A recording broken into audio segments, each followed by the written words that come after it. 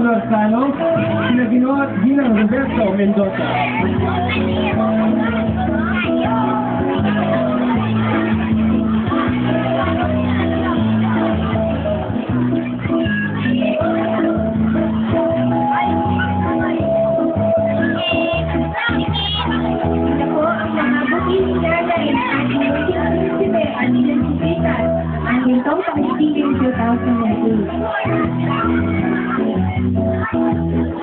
Maraming salamat.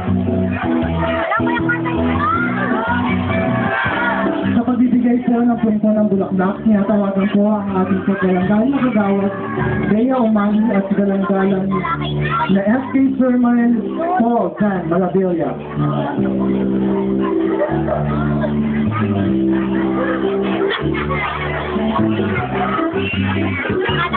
Para naman po sa paggagawad ng mga trofeo, tinatawagan po natin silang kagalang-galang Barangay Chairman Mokrina Tolentino at si kagalang-galang Gonzalo Makulangan.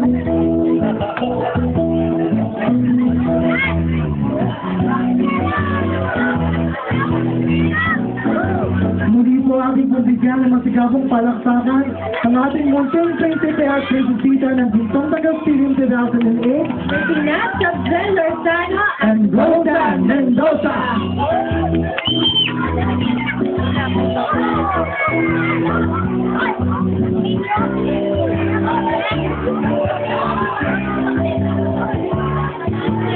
Lubos po ang ating pagkakasalamat sa lahat ng mga magulang at siyempre sa lahat ng sumuporta dito sa ating munting prinsipe at prinsipita ng Gintong Tagapilin for this year.